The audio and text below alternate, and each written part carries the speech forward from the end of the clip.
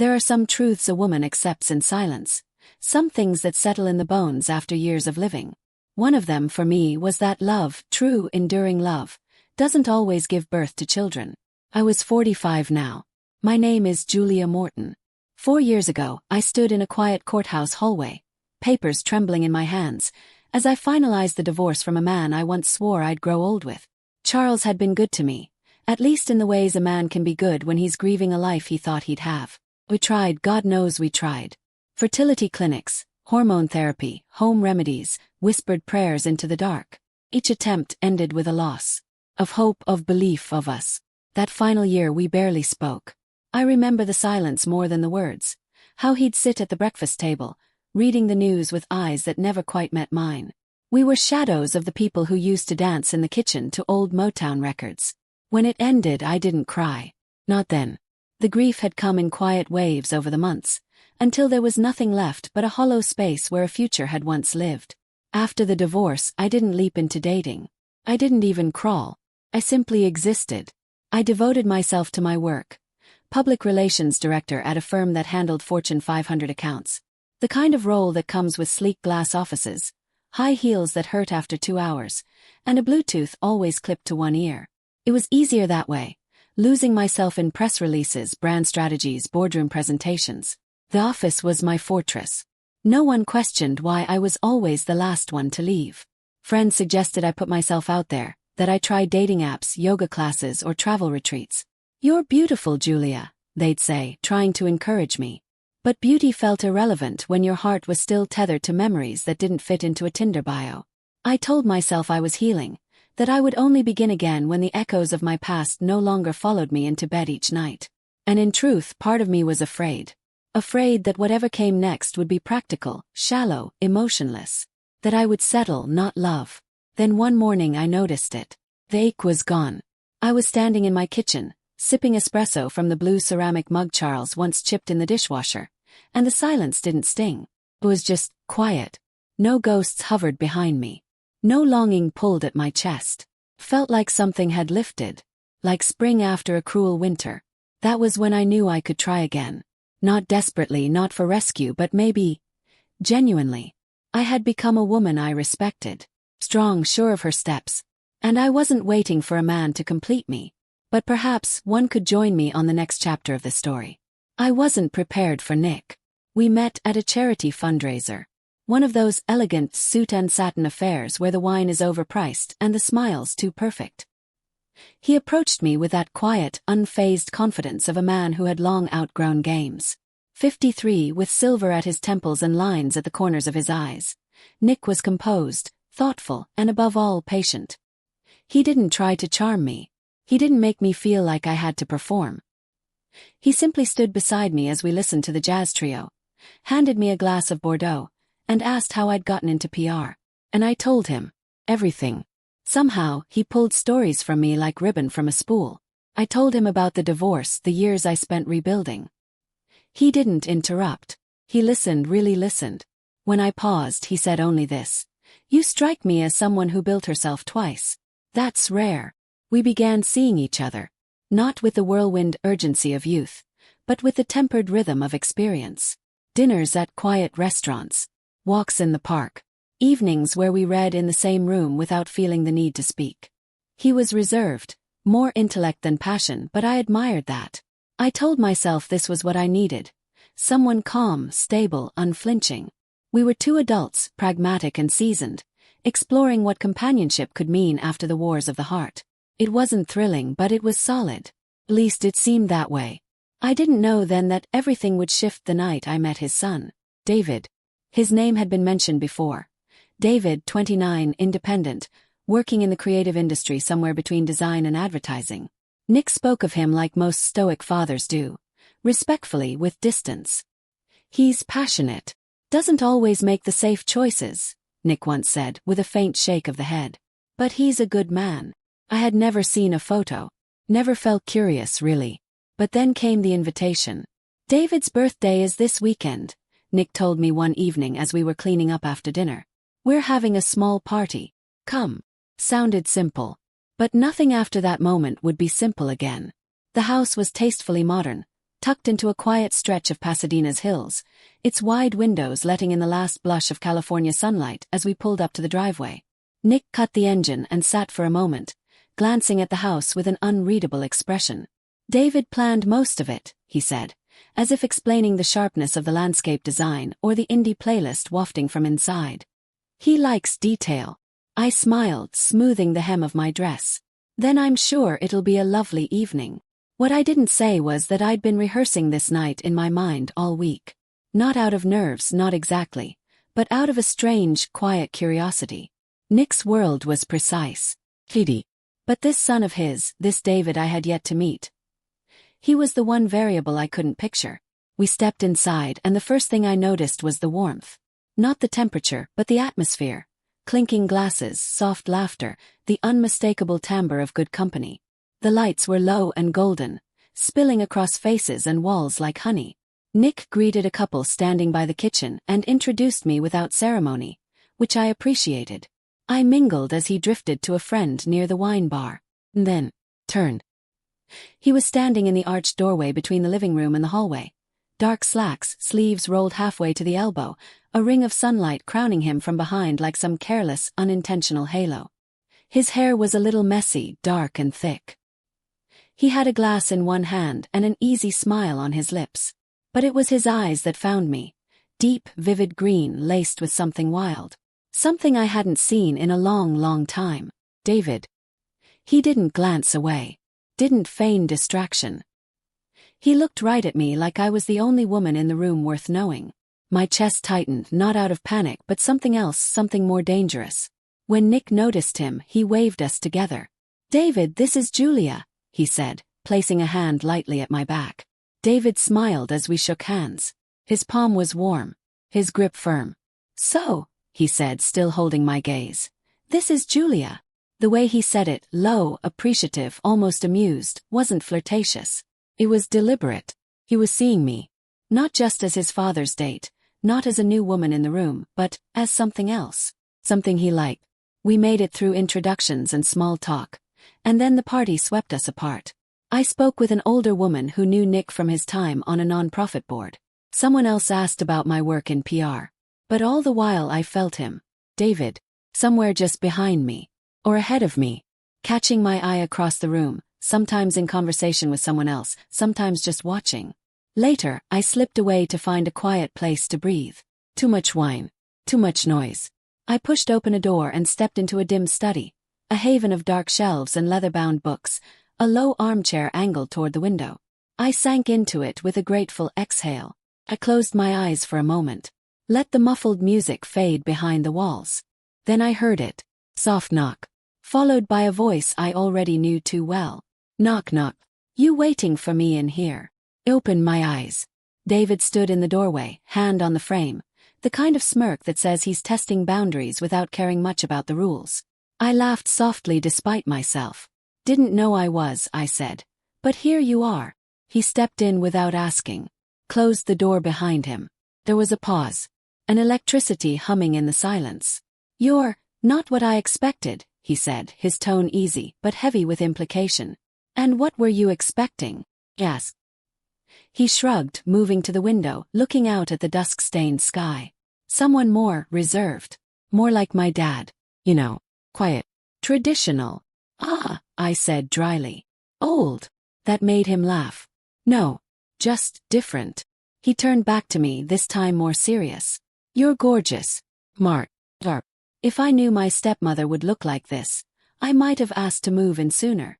I raised an eyebrow, trying not to let his words settle too deeply into my skin. "You don't live here." He shook his head. "I moved out years ago, but I visit. When I feel like it." He paused. "Or when there's a reason." He moved closer. I could feel the tension building, coiling quietly in the space between us. "Your dad thinks the world is made of calm logic and patience," I said, forcing a cool tone. "I respect that." "Do you?" he said. "Or are you just trying to convince yourself you should?" He had this look in his eyes. Bold. Hungry. But not crude. It was admiration without pretense. And in that moment, I felt the years between us vanish like dust. He wasn't a boy. No. I wasn't dead inside like I feared I might be. I stood smoothing my dress. We should go back. He didn't move. If you ever change your mind, he said quietly, about what kind of man you think you need. I passed him in the doorway, careful not to brush too close. But I felt his breath as I did. And I knew then. I knew everything was about to become complicated in ways I couldn't yet name. I didn't sleep much that night. Even after Nick dropped me off and kissed my cheek with the familiar affection of someone who values consistency over passion, I lay in bed, fully dressed, staring at the ceiling fan as it cut silent spirals through the dark. It wasn't guilt that kept me awake. Not yet. It was the memory of David's gaze. So open, so unsparing. It burned behind my eyelids every time I closed them. I wasn't a woman easily shaken. Years in corporate boardrooms, media crisis briefings, and mergers had taught me how to hold my composure no matter what storm brewed around me. But David wasn't a storm. He was stillness before the thunder. He was the possibility that maybe, just maybe, I hadn't wanted still waters all along. Few days passed. Nick remained Nick. Pleasant, courteous, always texting to say, "Hope your morning's smooth," or "Dinner Friday?" I appreciated his steadiness, truly. It was just that now. I noticed the absence of fire. And then came the text. "Julia, I've made a decision. I'd like you to move in. The guest room is yours to make your own. No rush. Just think about it." I did think. 4 hours. Then I said yes. It wasn't about David. At least that's what I told myself. The house was even more beautiful in daylight. White stone, subtle art, floor-to-ceiling windows that framed the Los Angeles sky like a gallery. It was clinical in a way. Like a place where emotions weren't meant to echo too loudly. That suited Nick. On the day I arrived with my suitcases, Nick greeted me with a smile and a sense of proud practicality. "You'll be comfortable here," he said. "And I'll try not to interrupt your routines." It was thoughtful, respectful, and yet part of me ached. I was settling into the guest room when I heard it. A car door slam. I peeked through the curtain and froze. David. He was unloading a duffel bag from his black convertible, sunglasses pushed up into his hair, shirt clinging to his chest from the early afternoon heat. My pulse quickened. Nick met him on the front porch. Their voices filtered up faintly, father and son exchanging a few quiet words. Then David looked up straight to my window and smiled. No surprise. No hesitation. Just that same smirk like he already knew. At dinner that night, he explained casually. "I figured it was time to stay close for a while. Dad mentioned you'd be here." I thought, why not? Nick didn't question it. "I like having you both here," he said simply, buttering a roll. David and I shared a look over the candlelight. It lingered. Heavy. Almost daring. Over the next week, it became a rhythm. Mornings with Nick, discussing logistics of charity events or work meetings. Evenings with David, though never by design. He would happen to be in the kitchen when I came down for tea, or brushing past me in the hallway just as I stepped out of the shower, wrapped in nothing but a robe. We never spoke of the study, never acknowledged what simmered beneath the polite exchanges. But it was there. And God help me, I began to crave it. One night, Nick had a meeting across town and wouldn't return until midnight. David and I were alone. I had the house to myself for 2 hours. I poured a glass of wine, turned on the sound system, and let Nina Simone fill the quiet spaces. I danced barefoot in the kitchen. Nothing elaborate, just a sway here and there, music pulsing through my blood like a second heartbeat. I was wearing nothing but high-waisted silk underwear and a camisole, long hair spilling down my back, skin still warm from a hot bath. The kind of mood that makes a woman forget the rules she's been living by. I didn't hear the door, but I felt him behind me. Turned startled. "David, why are you back?" I asked, breath catching in my throat. He didn't answer right away. Just leaned against the kitchen island, arms crossed, watching me like I was some rare performance he hadn't expected but couldn't look away from. "I made sure we'd be alone," he said finally, stepping closer.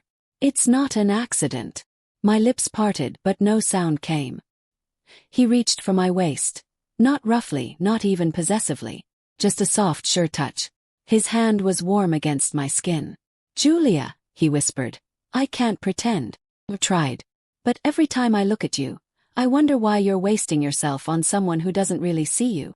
He kissed me. It wasn't cautious.